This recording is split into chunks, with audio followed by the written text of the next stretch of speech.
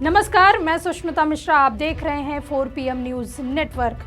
उत्तर प्रदेश की राजनीति में इस समय हलचल मची हुई है। बसपा सुप्रीमो मायावती लगातार एक्शन मोड में नजर आ रही हैं और ताबड़तोड़ एक के बाद एक फैसले ले रही हैं, जिससे राजनीतिक हलकों में हलचल मची हुई है। आपको बता दें कि मायावती की पार्टी इस समय सबसे बुरे दौर से गुजर रही है। पहले एक दशक से बसपा का प्रदर्शन काफी निराशाजनक रहा है।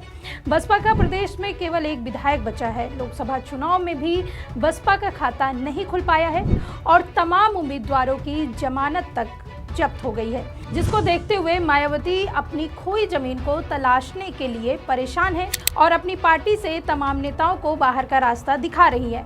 उनके इस तेवर ने सबको हैरान करके रख दिया है और राजनीतिक पंडित तमाम तरह के कयास लगा रहे हैं कि कहीं मायावती अपनी खींच मिटाने के लिए ऐसा नहीं कर रही हैं।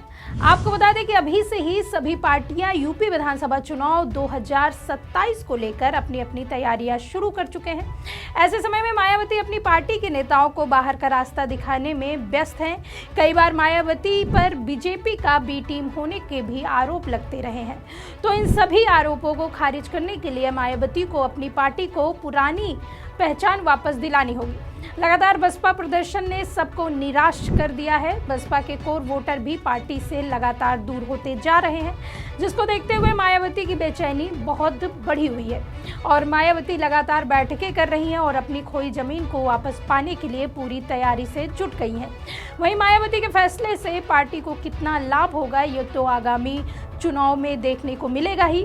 आपको बता दें कि बहुजन समाजवादी पार्टी का आज वजूद संकट में है, लेकिन तेवर और एक्शन वही तीखे हैं। 3 दिन के अंदर उन्होंने 3 बार बड़े फैसले सुनाए और ये तीनों फैसले अपने सगे संबंधी और उत्तराधिकारी से जुड़े थे।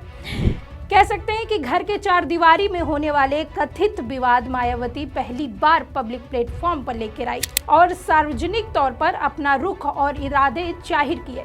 मायावती ने यह सब साफ कर दिया कि अब उनका कोई राजनीतिक उत्तराधिकारी नहीं रहेगा। भतीजे आकाश आनंद से भी लगभग मोहभंग हो गया है और भाई आनंद पर भरोसे की दीवार तो टिकी है, लेकिन वो उसे दायरे में समेट रही है।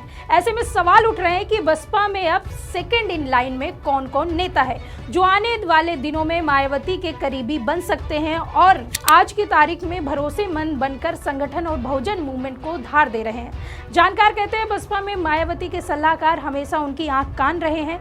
अंदर खाने से लेकर बाहरी दुनिया तक में पार्टी को लेकर क्या गतिविधियां चल रही है, ये सारी जानकारी यही सलाहकार बसपा के प्रमुख तक पहुंचाते हैं और वो इन सलाहकार की बात पर भरोसा भी करती हैं।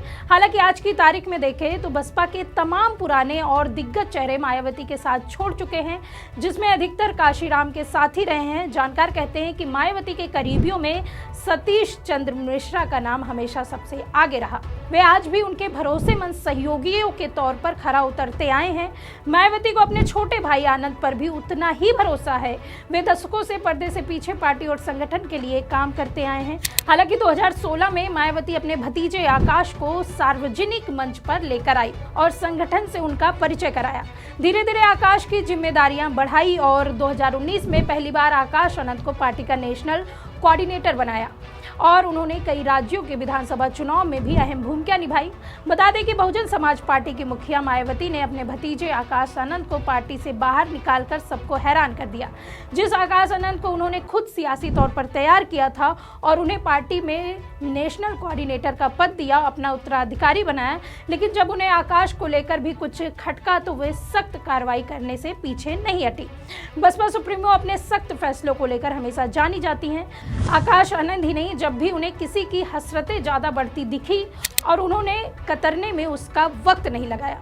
बहुजन समाज पार्टी में ऐसे नेताओं की एक लंबी फहरिस्त है, जिसको बसपा सुप्रीमो मायावती ने बाहर का रास्ता दिखाया। इसमें कई ऐसे नेता भी हैं जिन्होंने बसपा की नींव रखने में अहम भूमिका निभाई। काशीराम ने जब बसपा बनाई तो इससे पहले ही कई नेताओं को तैयार करना शुरू कर दिया था। पार्टी के बढ़ने के साथ ही कई नेता इससे जुड़ते चले गए।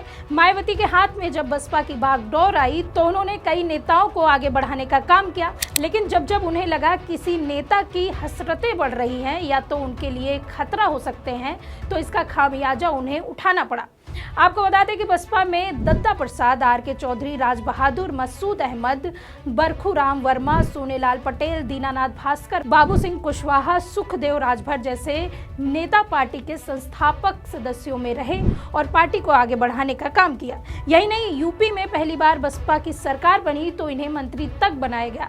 सन 1995 में जब मायावती प्रदेश की मुख्यमंत्री बनी तो कई नेताओं के साथ मतभेद बढ़ते चले गए। वही दीनानाथ भास्कर सन 1993 में सपा के साथ गठबंधन की सरकार में मंत्री थे, लेकिन मायावती ने सन 1996 में इन्हें पार्टी से निकाल दिया।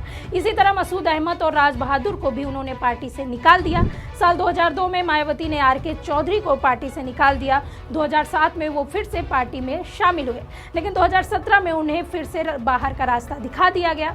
इसी तरह दत्ता प्रसाद भी मायावती के सरकार में मंत्री रहे, लेकिन 2015 में उन्हें पार्टी से निकाल दिया गया। बाबू सिंह कुशवाहा को मायावती ने पार्टी से निकाला तो वहीं सुखदेव राजभर भी अंतिम समय तक मायावती से नाराज रहे। बाद में उनका निधन हो गया। इसके अलावा जयबीर सिंह, नसीबुद्दीन सिद्दीकी, स्वामी प्रसाद मौर्य, रामअचल राजभर, रामवीर उपाध्याय, ब्रजेश पाठक जैसे नेताओं को भी मायावती की नाराजगी भुगतनी पड़ी और उन्होंने अपना नया सियासी ठिकाना तलाश लिया।